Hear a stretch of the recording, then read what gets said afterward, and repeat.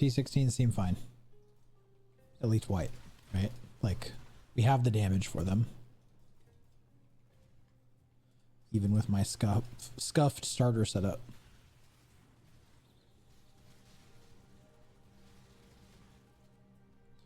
Okay, so we can move to... Oh! Well, that's really good. Hey, guys, we should move to T16. There's good loot. What's up, everyone? This is Nox, and welcome back to part 2 of the Zero to Hero Kinetic Blast Trickster. So in an effort to show you guys some more gameplay from part 1, I'm going to be showcasing that in the first half of the video.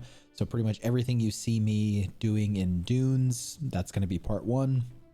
And then in the second half of the video, when we swap to Jungle Valley, that'll be part 2 after I have all of these upgrades on. So character so far has been going really well. We've been blasting some Legion.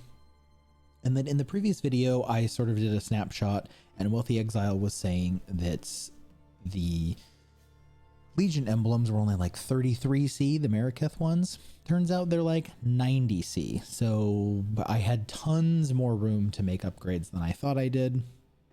So I started spending some money. So I'm going to go over these pieces one by one. These pieces can be done individually. This does not have to be a full gear swap all at once, although some of them are sort of paired, and I will mention that as they come along. So for the uniques, we swapped out our rare helm with the Gull. The Gull is just going to be a nice endgame helm for us. We're going to be doing the Alva strat, so we want the increased duration of shrines, and we want the increased effect of shrine buffs. Also gives us some cold res, some int, some energy shield. Can't complain too much. It's just an overall very solid helm for this build. For our shield, we swapped out the rare for Aziri's Reflection. We want as high as an intelligence roll as we can afford, and as high all resist rolls we can afford. The rest of the rolls don't really matter that much, but I try to get one with decent evasion and energy shield. Talking about the body armor, so this I crafted myself. There will be a spreadsheet in the description below, just as there was before, with the part 2 upgrades and sort of how I crafted this and what the overall costs were. This one I got super lucky. This one only took me about like 10 dense fossils just to hit tier 1, and tier 3 on the prefixes. This is an item level 86 necrotic armor. I tried to get a decent base percentile, picked it up for about 10C, and then I slammed it with dense fossils. Once the prefixes were done, I used Eldritch Currency to handle the suffixes. You just exalt slam on until you're happy with something. I was looking for intelligence and resistances. Ended up getting tier 3 fire res and tier 2 int. I'm happy with that. And then I crafted on the percent increased attributes. For the implicits, +1 to maximum all res isn't bad. And then the physical damage from hits taken as chaos also isn't bad. Eventually that will become damage taken reduced by intelligence. But we will get there when we get there. For the boots, I just bought these. 30% movement speed, 50 intelligence, because we're going to be stacking here soon, and as much res as I could afford. For the implicits, avoid elemental ailments is good for now. We will be solving elemental ailments in the next version of the build, and action speed is always nice. And then for our wand, so this is a Shaper Elder wand that I crafted. You take a Shaper base and an Elder base, you alteration spam them until you get each of the mods. You awaken or orb them together, hope it doesn't fill prefixes, clear up the suffixes, and then multi-mod is how I got this. You do want a 24% quality imbued wand, so you can get the Harvest Enchant on there. The attack speed Harvest Enchant is the best one because you can always cap your crit. You can never cap your attack speed. This wand cost me about 14 divines total to make. I got pretty lucky though, so it might be a little bit more expensive. Make sure you have some currency laying around before you try to swap to this. Again, the other build was capable of doing T16, so it's totally fine. This is just going to be our starter in-stack wand. We will be finishing on this off eventually, but Veiled Exalted Orbs are pretty expensive, so.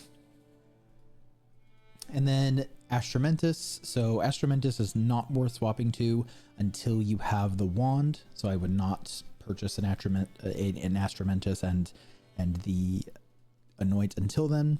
Because we have Astramentus, we can swap out our Strength Ring that we talked about in the previous video for an Intelligence Ring. So this one I just got T1 Intelligence, try to get as much res as possible, and then the extra flat damage is actually really nice. You know, eventually when we have, you know, 2000 int, the extra flat damage doesn't mean very much, but for right now, you know, this is the equivalent to 40, 50, 60 int just for having that extra flat lightning on there. We're still using Dodri's Tenure for our gloves, and we're still using Prism Weave for our belt.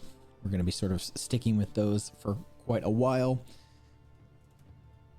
Talking about changes to the build overall, we did swap our tree around, which will be reflected in the path of building. We swapped to CI. We have about 6k ES now.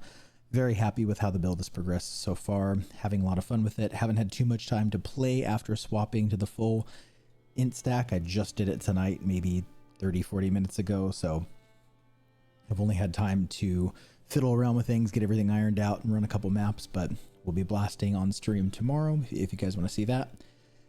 As far as next upgrades to the character go, we will be swapping out Prism Weave for a Headhunter.